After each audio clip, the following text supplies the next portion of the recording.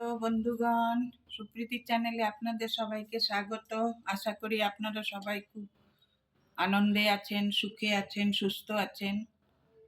আজকে আমাদের এখানে ওয়েদার খুব খারাপ, মেঘমেঘ করছে, অন্ধকার, ঠান্ডা। রুম হিটার জ্বালিয়ে বসেছিলাম। দুপুরবেলায় খিচুড়ি খাওয়া হলো।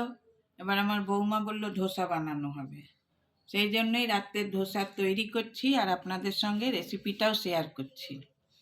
আমি আজকে 4 বাটি চাল নিয়েছি আর তার সঙ্গে 2 বাটি বিরির ডাল, যেটাকে উড়ার ডাল বা কলাই ডাল আপনারা বলেন, খোসা ছাড়ানো, খোসাওয়ালা না, নিয়েছি। নিয়ে ভিজিয়ে দিয়েছিলাম দুপুরবেলাতেই। আর একটুখানি 1 মুঠো তাতে ছোলার ডাল দিয়ে দিয়েছিলাম। যতটা আতপ চাল তার আধা কলাই ডাল আর 1 মুঠো ছোলার ডাল। এবার এটাকে আমি একটা স্মুথ পেস্ট বানিয়ে নেব। কিচ্ছু দেওয়ার দরকার নেই, কিচ্ছু নুন টুন কিচ্ছু দেব না, খালি চাল ডালগুলো পিষে নেব।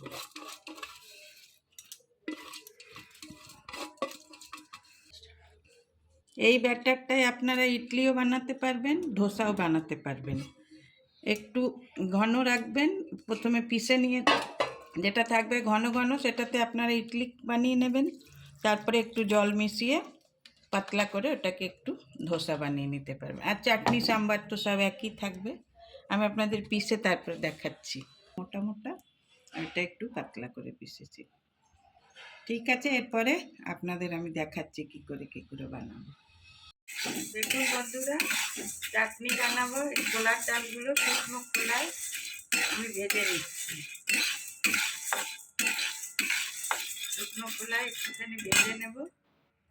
তারপরে এর মধ্যে আমি শুকনো লঙ্কা, নুন সব কিছু দিয়ে, রসুন এসব দিয়ে আমি ভেজে চাটনি বানাবো। আর এখানে আমি সাম্বারের জন্য আলু আর বেগুন কেটে রেখেছি। বেশি সবজি দেব না, আমার ছেলে একটু সবজি অত সাম্বারে ভালোবাসে না, সেজন্য আলু আর বেগুন খালি কেটে রেখেছি, এগুলো সাম্বারে দেব। সাম্বারটা বানাবো তখন আপনাদের সঙ্গে শেয়ার করব।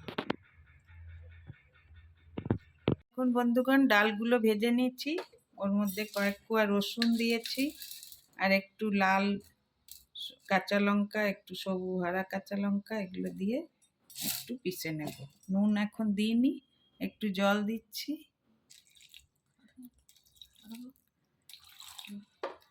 দিয়ে পিষে নিয়ে তারপরে আপনাদেরকে আবার দেখাবো। এই চাটনিটা পিষে নিলাম, এরকম বেশ একটু প্লেন পিষবেন, বেশি দানা দানা যেন না থাকে, এরকমভাবে পিষে রাখবেন। এরপরে এটাকে আবার আমি ফোড়ন দেব, কারিয়া পাতা, শুকনো লঙ্কা, সর্ষে দিয়ে আমি ফোড়ন দেব, তারপরে আপনাদের আবার দেখাবো। আর এইখানে টমেটো, কাঁচা লঙ্কা আর রসুন কেটে রেখেছি, এগুলোর একটা টমেটোরও একটা চাটনি বানাবো, একটা ছোলার ডালের চাটনি, একটা টমেটোর চাটনি। এটা একটু এবারে ভাজবো, ভেজে তারপরে আবার ওটা ঠান্ডা করে আবার পিষবো, তখন আপনাদের আবার দেখাবো।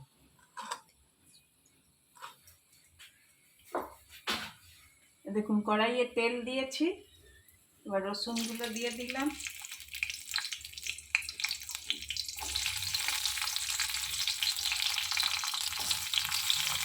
লঙ্কা বেশি দিইনি, অল্প একটু লঙ্কা দিলাম আর এই টমেটোগুলো সব দিয়ে দিলাম।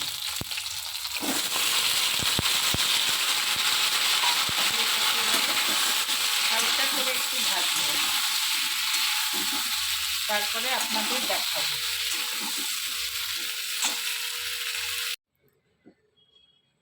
দেখুন বন্ধুগণ, টমেটো যেটা পিষেছিলাম ওটা সর্ষে, শুকনো লঙ্কা আর কারিয়া পাতা দিয়ে এটা ছোকা দিয়েছি।